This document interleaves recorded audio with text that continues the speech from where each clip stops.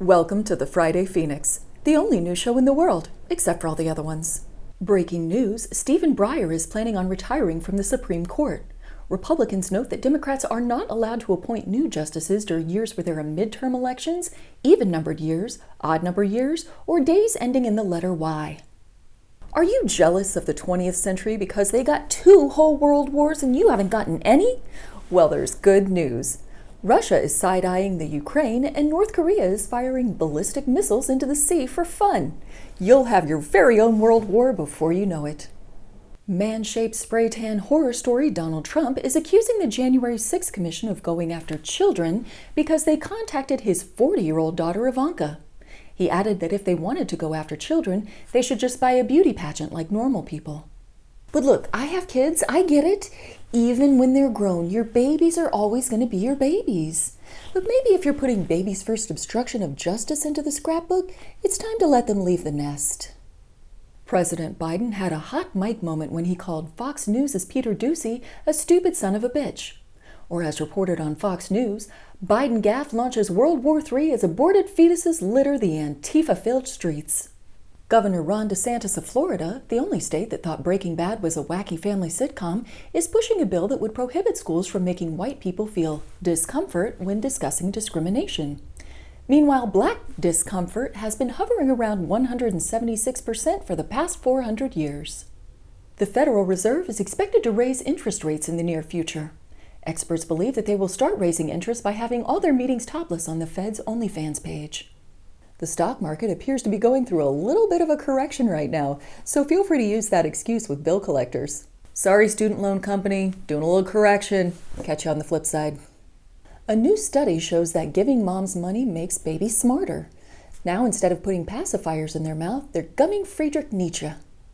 Boris Johnson might get fired for going to parties during COVID. So wait, you can actually get rid of a head of state for that? Because over here they can shoot someone in the face on 5th Avenue and we're like, you just wait till I vote against you in 3 years, Buster. Australian Prime Minister Scott Morrison has promoted the idea of allowing miners to operate forklifts to help alleviate the nation's supply chain issues.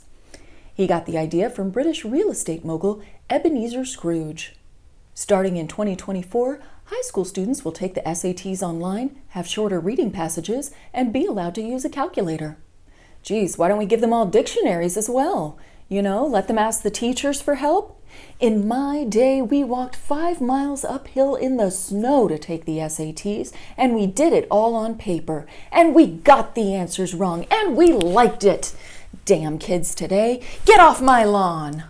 The guy who recommends drinking your own urine says he doesn't need a driver's license because he's a free man. Free to what? Free to pee and then drink it? If that's what freedom is, could we maybe try tyranny instead? A cruise ship was forced to sail to the Bahamas instead of to Florida.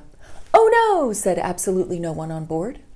Weber Grills has apologized for publishing a meatloaf recipe on the same day the beloved entertainer passed away. Critics said that Weber could have done anything for loaf, but should not have done that. Intel has announced plans to open a new chip factory in Ohio. The first chips off the line are expected to be either Cool Ranch or nacho cheese. 100 monkeys have all been recovered after a truck crashed. We're certain that's accurate. If the CDC lost diseased outbreak monkeys, they would definitely come clean about it immediately to the American people. Netflix's stock value has fallen again after the video streaming giant missed Wall Street forecasts for subscriber growth. A study has shown that what Netflix needs to attract subscribers are more comedy shows helmed by women. And I've heard that satirical comedy shows are hot right now. Ready when you are, Netflix. McDonald's employees say that sexual harassment training has been inadequate, resulting in lawsuits and walkouts. In other words, they're not loving it. And finally tonight, Eric Clapton believes that subliminal COVID messages are being hidden in YouTube videos.